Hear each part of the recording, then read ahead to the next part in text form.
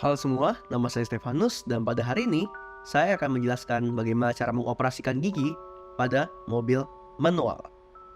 Nah, mungkin pada bertanya-tanya, apa sih arti dari gigi di mobil manual? Apakah gigi satu berarti lambat dan gigi 6 artinya cepat? Apakah R artinya racing atau semacamnya? Nah, ini dia segala sesuatu mengenai gigi di mobil manual.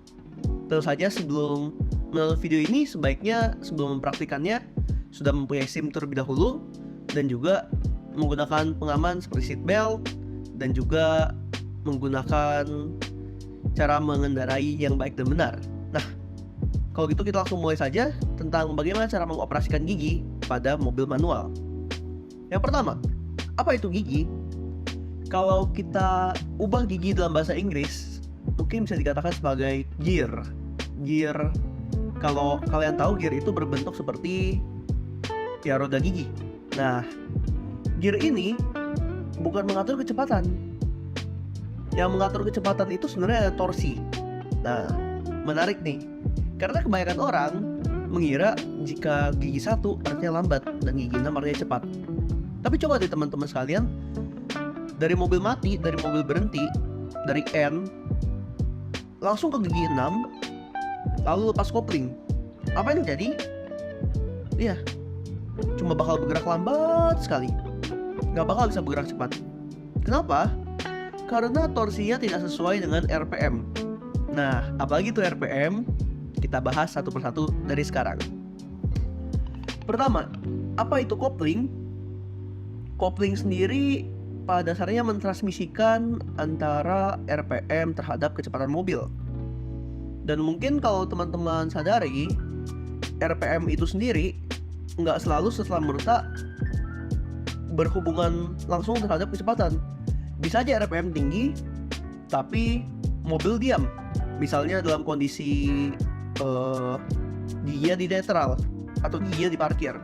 Kita mau gas kencang apapun, nggak mungkin mobilnya bisa jalan.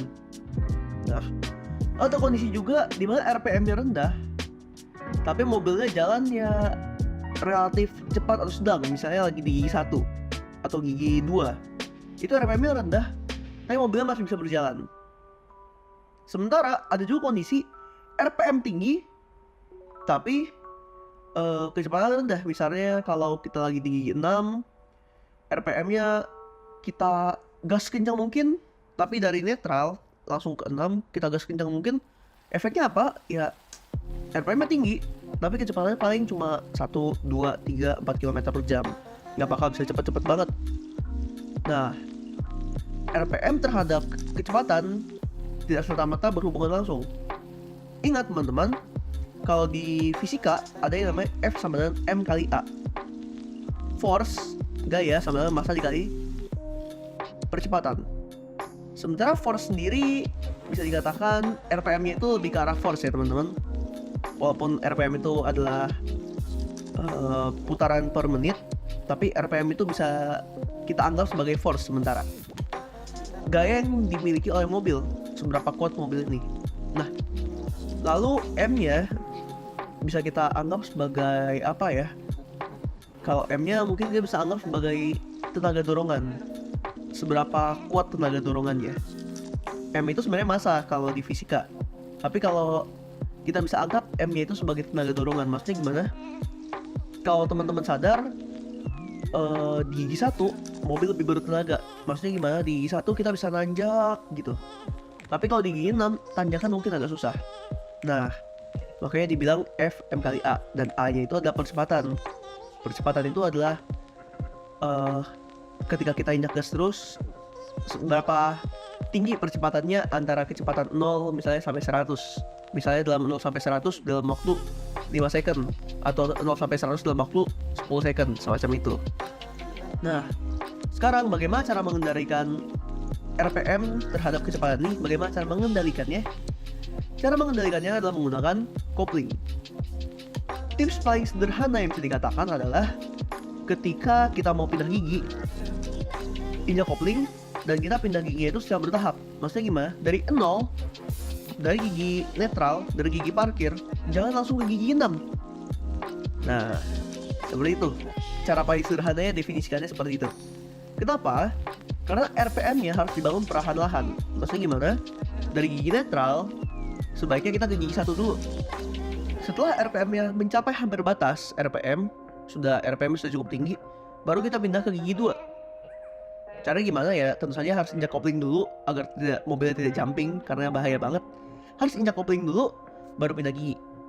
Setelah gigi 2, RPM-nya cukup tinggi, injak kopling lagi, pindah gigi 3. Sudah cukup tinggi, injak kopling, pindah gigi 4. Sudah cukup tinggi, injak kopling, pindah gigi 5, dan seterusnya seperti itu. Nah, idealnya ya. Idealnya ketika kita mau menurunkan kecepatan juga hal yang sama dilakukan. Misalnya dari gigi 6 nih, lagi di angka 160 km per jam atau di angka 150 km per jam, lagi cepet banget tuh di tol.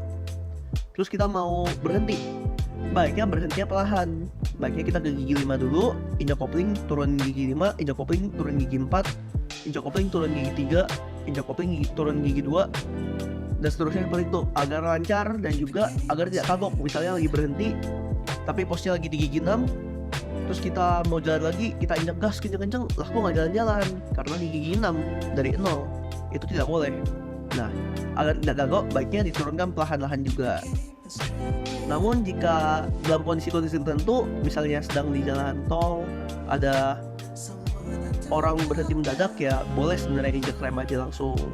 Tapi ya jangan lupa dibalikkan lagi transmisinya ke gigi 1 atau gigi netral.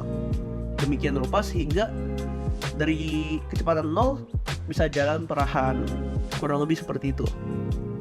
Nah, sekian video mengenai cara mentransmisikan gigi dalam mobil manual. Sampai jumpa di video-video berikutnya.